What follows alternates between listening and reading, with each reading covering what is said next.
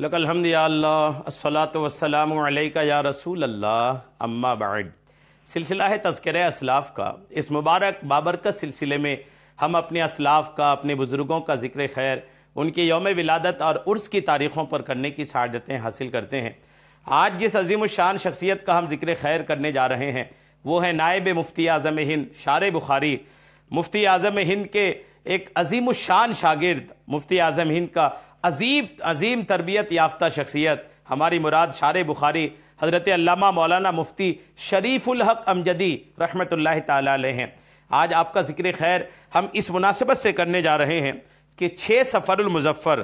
1421 ہجری کو حضرت کا وصال ہوا تھا۔ صفر المظفر کی 6 تاریخ کو حضرت کا چونکہ وصال ہوا تھا، آج بھی صفر کی 6 تاریخ ہے۔ 6 تاریخ کو حضرت کی بارگاہ میں حضرت کے عرس کے موقع پر عقیدت کے نذرانے پیش کرتے ہوئے یہ بیان ہم آپ تک پہنچانے کی سعادتیں حاصل کر رہے ہیں۔ توجہ کے ساتھ آپ پورا بیان سنیے، اور نہ صرف پورا بیان خود سنیے بلکہ اس طرح کے بیانات کو دوسروں تک بھی پہنچانے کی سعادتیں حاصل کیجیے تاکہ ہمارے اکابرین کا ذکر خیر دوسروں تک پہنچے۔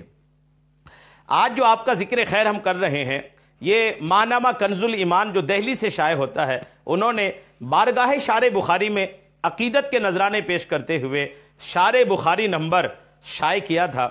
اس شارع بخاری نمبر میں حضرت مفتی شفیق احمد شریفی مد ظلہ العالی، الہ آباد کی ایک مشہور شخصیت ہے، آپ کا ایک مضمون ہے شارع بخاری اور درس حدیث۔ اس مضمون سے استفادہ حاصل کرتے ہوئے ہم آپ تک شارع بخاری کے درس حدیث کا جو انداز ہے، شارع بخاری کے درس حدیث کا جو نرالا طریقہ ہے وہ آج ہم آپ تک پہنچانے کی سعادتیں حاصل کر رہے ہیں۔ آپ توجہ کے ساتھ پورا بیان سننے کی سعادتیں حاصل کیجیے۔ یاد رہیں کہ یہ مضمون حضرت علامہ مولانا مفتی شفیق احمد شریفی مد ظلہ العالی دارالعلوم غریب نواز الہ آباد کا ہے۔ حضرت لکھتے ہیں کہ یہ اس وقت کی بات ہے کہ جب ہم مدرسہ منظر حق ٹانڈا میں فضیلت کے درجے اول کا میں طالب علم تھا۔ مفتی شریف صاحب لکھ رہے ہیں اور مفتی شفیق صاحب لکھ رہے ہیں، اور شیخ الحدیث حضرت علامہ شاہ عبد المصطفیٰ اعظمی علیہ رحمہ کا شہرہ تدریس سن کر یہاں حاضر ہوا تھا۔ تقریباً 3 سال تک موصوف کے دامن سے وابستہ رہ کر علوم و فنون کی تحصیل کی کوشش کرتا رہا۔ اتفاقاً مرکز علم جامعہ عربیہ انوار القرآن بلرام پور میں حاضری کی سعادت ملی، اور حضرت فقیہ اعظم ہند علیہ رحمہ سے شرف ملاقات کے لیے 1971 میں حاضر آیا۔ جی ہاں، بخاری شریف کا درس چل رہا تھا۔ حضور فقیہ اعظم ہند مطلب علامہ مفتی شریف الحق صاحب امجدی رحمۃ اللہ تعالیٰ علیہ، ان کی بارگاہ میں حضرت مفتی شفیق احمد شریفی کی حاضری کی سعادت حاصل ہوئی۔ یہ فرماتے کہ 1971 میں حاضر آیا، بخاری شریف کا درس چل رہا تھا، اور نہایت ہی ذہین و فتین طلبہ سامنے زانوِ تلمذ تہ کر کے مشغولیت کے ساتھ انہماک کے ساتھ حدیث کا درس لے رہے تھے۔ حاضرین طلبہ میں مولانا عبد الودود فقیہ، مولانا سید افضال احمد گونڈا، مولانا محمد عمر بہرائچ جیسے باذوق طلبہ شامل تھے۔ مفتی شفیق صاحب لکھتے ہیں کہ میں بھی مؤدب ہو کر کے بیٹھ گیا۔ ابھی آپ داخلہ نہیں لیے ہیں، آپ یہاں کے طالب علم نہیں ہیں، آپ آئے ہیں سیر و تفریح کے حساب سے، ملاقات کے حساب سے، لیکن الحمدللہ جن کو علم حاصل کرنے کا شوق رہتا ہے نا تو جہاں یہ بٹتا ہے وہاں وہ حاصل کرنے کی کوشش میں لگ جاتے ہیں۔ مفتی صاحب بھی بیٹھ گئے شارع بخاری کے درس حدیث میں۔ آپ کہتے ہیں میں بھی مؤدب ہو کر بیٹھ گیا اور مکمل انہماک اور توجہ سے حضرت کی تدریسی تقریر سنتا رہا۔ یقین جانیے ایسا لگتا تھا جیسے علم الحدیث کا ایک بحر زخار ہے جس کے موج علم سے طلبہ خوب سیراب ہو رہے تھے۔ مفتی صاحب لکھتے ہیں کہ میں نے فیصلہ کر لیا کہ دور حدیث کے لیے جس امام فن کا میں متلاشی تھا رب کریم نے اس کی چوکھٹ پر پہنچا دیا۔ اپنی قسمت پر نازاں تھا۔ سبق کے اختتام کے بعد دست بوسی اور قدم بوسی کر کے عرض مدعا کیا کہ حضور میں بھی آپ کی درسگاہ میں داخلہ لینا چاہتا ہوں۔ نہایت ہی شفقت کے ساتھ شارع بخاری نے فرمایا کہ آپ کا داخلہ ہو جائے گا۔ داخلہ کا فارم وغیرہ لے کر بھر دیا اور پھر 1972 عیسوی میں حاضر خدمت ہو گیا۔ حسن اتفاق دیکھیے کہ چند نہایت باذوق طلبہ مزید آ گئے، جن میں مولانا شفیق احمد صدر المدرسین فضل رحمانیہ، مولانا طفیل احمد، مولانا عبدالرحیم، مولانا قاری محمد یونس وغیرہ، یہ بڑے بڑے شخصیات اس میں شامل تھے۔ اب شب و روز حضرت فقیہ اعظم ہند علیہ رحمہ کی بارگاہ میں رہنے کا موقع مل چکا تھا، چونکہ آخری سال تھا، آپ اپنی تعلیم کے آخری سال آپ تشریف لے گئے تھے۔ فرمانا ہے کہ چونکہ آخری سال تھا اور آخری سال رہنے کی وجہ سے کوشش کر رہے تھے، اس لیے نہایت محنت اور جانفشانی سے رفقائے درس اخذ علوم میں لگے ہوئے تھے۔ حضرت فقیہ اعظم ہند کا کمال یہ تھا کہ عام محدثین کی طرح، جی ہاں، عام محدثین کی طرح بخاری شریف کے صرف ابتدائی اسباق میں ہی آپ کا زور بیان نہ ہوتا تھا، بلکہ جو طریقہ تدریس آغاز میں تھا وہی آخر حدیث تک دیکھنے میں آیا۔ جی ہاں، ترجمۃ الباب کی وضاحت، اس کے ذیل میں آنے والی حدیث کے راویوں پر مکمل تبصرہ، پھر حدیث کی تشریح اور مسائل مستخرجہ کی وضاحت کے ساتھ باب سے مناسبت پر ایسی دل نشین تقریر فرماتے کہ طبیعت جھوم جاتی۔ ایسی حدیثیں جن سے فرقہ ضالہ یعنی گمراہ فرقے اپنے مسلک کا اثبات کرتے ہیں، جب کبھی ایسی حدیثیں بخاری شریف کے درس میں آتی تو مسلک اہل سنت کے اثبات پر دلائل و براہین کا انبار شارح بخاری لگا دیتے۔ حدیث زیر بحث کا ایسا نپا تولا جواب آپ مرحمت فرماتے کہ گمراہ فرقوں کی ساری دلیلیں خس و خاشاک کی طرح بہہ جاتی تھیں۔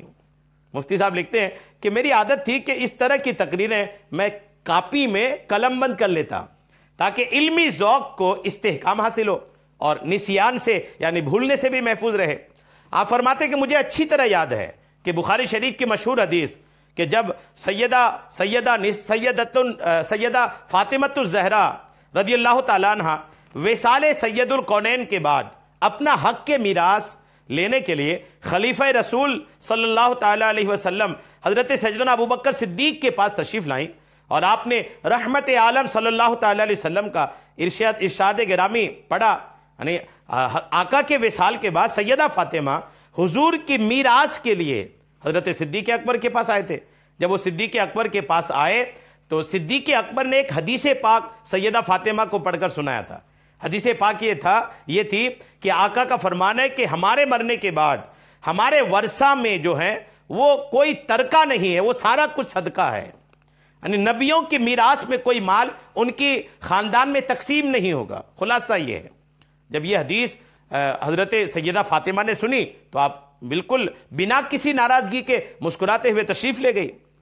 اس حدیث کے بعض طرق میں ہے کہ اس حدیث پاک کے ساتھ بعض طرق میں بعض جگہوں پہ یہ الفاظ بھی ہے کہ فوجدت فاطمہ علی ابی بکر فی ذالک فہجرتہ فلم تکلمہ حتی توفیت، کہتے ہیں کہ جس سے اس حدیث پاک میں ایک جملہ یہ بھی ہے کہ جب سیدہ فاطمہ نے ابو بکر صدیق کا یہ جواب سنا کہ نبی کے ترکے میں کوئی مال تقسیم نہیں ہوتا بلکہ وہ صدقہ ہوتا ہے، تو سیدہ فاطمہ ناراض ہو کر وہاں سے چلی گئی اور پھر موت تک سیدہ فاطمہ نے ابو بکر صدیق سے بات نہیں کی۔ یہ ایک جملہ حدیث پاک کا جوڑا جاتا ہے بعض طرق میں۔ اب اس سے جو رافضی لوگ ہیں، جو صحابہ کے دشمن لوگ ہیں، انہوں نے یہ استدلال کیا کہ ابو بکر صدیق نے اللہ کے رسول کی بیٹی کو تکلیف دی، اور حدیث میں فرمایا گیا کہ جس نے فاطمہ کو تکلیف دی اس نے مجھے تکلیف دی، اور ایذائے رسول جہنم میں داخل ہونے کا سبب ہے، یعنی نبی کو تکلیف دینا یہ جہنم میں داخلے کا سبب ہے۔ مگر حضرت فقیہ اعظم ہند نے اس حدیث پر جو تقریر فرمائی، اس حدیث کا جو جواب اہل سنت والجماعت کی دفاع میں حضرت ابوبکر صدیق کی شان میں جو آپ نے تقریر فرمائی، بنظر تحقیق و انصاف اس پر توجہ کی جائے تو روافظ کے رافضیوں کے سارے اوہام، ان کی سارے شک و شبہات، ان کی ساری دلیلیں، سارے خیالات بکھر کے رہ جاتے ہیں۔ مفتی شریف الحق امجدی رحمۃ اللہ تعالی علیہ نے وہ جو جواب ارشاد فرمایا تھا، مفتی شفیق صاحب نے اس کو بھی تحریر فرمایا ہے۔ اپنے ایمان کی تازگی کے لیے آپ اس کو بھی سننے کی سعادتیں حاصل کیجئے۔ لکھتے ہیں کہ اموال بنی نذیر، باغ فدق وغیرہ جن سے حضور اقدس علیہ السلام اپنا اور اپنی ازواج مطہرات کا خرچ چلاتے تھے، اور جو بچتا اس کو عام مسلمانوں کی ضرورتوں میں خرچ فرما دیتے تھے۔ حضرت سیدہ فاطمہ اور حضرت عباس رضی اللہ تعالی عنہما نے ان سب کو اپنا میراث سمجھا حضور کے بعد، اور اپنا اپنا حق طلب کیا۔ ایسا اس لیے کہ وہ حدیث جس میں یہ کہی گئی تھی کہ نبیوں کے میراث میں ان کے خاندان میں کچھ تقسیم نہیں ہوگا، وہ جو حدیث تھی وہ حدیث سیدہ فاطمہ کو تک نہیں پہنچی تھی، اور حضرت عباس کو بھی وہ حدیث کے بارے میں علم نہیں تھا۔ ان دونوں حضرات تک وہ حدیث نہ پہنچی تھی، اس لیے آیت میراث کے پیش نظر یہ دونوں شخصیتیں سیدنا ابوبکر صدیق کے پاس اپنے میراث کے لیے پہنچے، مطالبہ کیا۔ اس پر سیدنا ابوبکر صدیق نے یہ حدیث سنائی کہ ہم انبیاء کرام کا کوئی وارث نہیں ہوتا، ہم جو مال چھوڑتے ہیں وہ صدقہ ہے۔ صحیح اور معتبر روایت کے مطابق حضرت سیدہ فاطمہ اور حضرت عباس رضی اللہ تعالیٰ عنہ یہ سن کر سکوت فرما لیا، خاموش ہو گئے، جس پر واضح دلیل یہ ہے کہ بخاری کی روایت میں یہ بات صریح طور پر موجود ہے کہ اس کی صحت کو خود حضرت علی اور حضرت عباس نے صحابہ کرام کی موجودگی میں تسلیم فرما لیا، اور خود روافظ میں سے، جی ہاں یہ بھی سن لیں کہ خود روافظ کی کتابوں سے بھی اس کا مضمون جو ہے وہ ثابت ہے۔ اصول کافی باب العلم والتعلم میں ہے کہ ابو عبداللہ حضرت امام جعفر صادق علیہ السلام نے کہا کہ رسول اللہ صلی اللہ تعالیٰ علیہ وسلم نے فرمایا کہ علماء انبیاء کے وارث ہیں، اور انبیاء درہم و دینار میراث نہیں چھوڑتے، ہاں علم ان کی میراث ہے، اس لیے جس نے علم حاصل کیا اس نے بہت سا حصہ پا لیا۔ یہ شیعہ کی کتاب میں لکھا ہے، رافضیوں نے اپنی کتاب میں اس بات کو لکھا ہے۔ الحمدللہ اس کو پیش کس نے کیا؟ شارح بخاری رحمۃ اللہ علیہ نے۔ اس شیعی روایت میں صراحتاً درہم و دینار کے میراث نہ ہونے کا تذکرہ ہے۔ ہاں اس کا شبہ ہو سکتا ہے کہ درہم و دینار کے علاوہ اراضی، زمین وغیرہ میراث چھوڑتے ہو۔ اس کا قلع قمہ لفظ انما نے کر دیا کہ یہ کلمہ حصر ہے، جس کا مفاد یہ ہوا کہ انبیاء کرام اپنی میراث میں صرف احادیث چھوڑتے ہیں، یہ ہاں صرف احادیث چھوڑتے ہیں، اس کے علاوہ کچھ اور نہیں چھوڑتے ہیں۔ اس سے ثابت ہوا کہ انبیاء کرام کی میراث صرف علم ہے، نہ درہم، نہ دینار، نہ زمین، اور نہ کچھ مال اور سامان۔ رافضیوں کے اصول کے مطابق قرآن مجید کے صریح منطوق کے مقابل ائمہ کے ارشادات اور ان کی مرویات راجح ہیں، اس لیے کسی رافضی کو یہ حق نہیں کہ وہ یہ کہہ کر اس حدیث کو ناقابل قبول قرار دے کہ یہ آیت میراث کے معارض ہے، اور ہم اہل سنت کے اصول کے مطابق چونکہ یہ حدیث مشہور ہے اس لیے اس سے کتاب اللہ کی تخصیص جائز ہے۔ رہا راوی کا یہ کہنا کہ سیدہ فاطمہ ناراض ہو گئی اور پھر اپنی حیات میں کبھی ابوبکر صدیق سے کلام نہیں کیا، تو یہ راوی حدیث کا اپنا استخراج ہے، یہ حدیث کا حصہ نہیں ہے۔ حدیث کے جو راوی ہیں انہوں نے اپنی طور پر اس بات کو شامل کیا ہے کہ سیدہ فاطمہ نے پھر عمر بھر ابوبکر صدیق سے کلام نہیں کیا، کہ اس نے اپنے فہم سے جو سمجھا وہ بیان کر دیا، ورنہ لازم آئے گا کہ حضرت سیدہ ارشاد رسول کے مطابق فیصلہ کرنے والے اور اس پر عمل کرنے والے سے ناراض ہو کر خود ارشاد رسول سے منحرف ہو گئی۔ کتنا مبارک ترک ہے کہ اگر آپ یہ مان لیں کہ سیدہ فاطمہ ابوبکر صدیق سے اسی بات کی وجہ سے عمر بھر بات نہیں کی، تو کیا بات آتی ہے؟ بات پھر یہ سامنے آ جائے گی کہ نا کہ حضرت سیدہ فاطمہ رسول اللہ کی حدیث کے مطابق جو فیصلہ ہوا تھا اس فیصلے سے ناراض ہو گئی، تو یہ تو اور غلط ہو جائے گا کہ رسول اللہ کے فیصلے، رسول اللہ کی حدیث کے مطابق جو فیصلہ ہو اس فیصلہ کو تو ماننے میں ایمان و عافیت ہے، اس کے انکار میں کہاں کون سی شان ہے۔ جی ہاں، جب کسی غلطی کو آپ ثابت کرنے پہ آتے ہیں نا تو بہت ساری غلطیاں نکل کر کے سامنے آ جاتی ہیں، اس لیے کہ بلا وجہ شرعی ایک مسلمان سے قطع تعلق اور اس سے ناراضی کی احادیث میں بشدت ممانعت وارد ہے۔ بنظر دقیق بات یہی دور جا پہنچی ہے، ارشاد رسول سن کر ارشاد رسول پر عامل سے ناراضگی حقیقت میں رسول سے ناراضگی ہے۔ اس لیے علماء محققین نے فحجرت ولم تکلم ہوں حتی توفیت کے یہ معنی بتائے کہ اس کے بعد میراث کا مطالبہ سیدہ فاطمہ نے چھوڑ دیا، اور اس بارے میں حضرت صدیق اکبر سے زندگی بھر کچھ بھی نہیں فرمایا، جیسا کہ امام ترمذی نے اپنے مشائخ سے نقل فرمایا ہے۔ نیز اس کی تائید اس روایت سے بھی ہوتی ہے جو عمر بن شیبہ سے مروی ہے، یعنی حضرت سیدہ نے اس مال کے بارے میں پھر کبھی کوئی گفتگو نہیں کی، سیدنا فاروق اعظم نے اپنے عہد خلافت میں اموال مدینہ کا متولی منتظم حضرت عباس و علی کو بنا دیا تھا، جسے یہ حضرات انہیں مصارف میں خرچ کرتے رہے جن میں سید عالم خرچ فرمایا کرتے تھے۔ اموال مدینہ حضرت علی کی شہادت کے بعد حضرت امام حسن مجتبیٰ، پھر حضرت امام حسین، پھر امام زین العابدین، پھر امام حسن بن حسن مصنع، پھر زید بن حسن، پھر عبداللہ بن حسین کی تحویل میں رہا۔ الحمدللہ ان کے ہاتھ سے بنو عباس نے لے لیا۔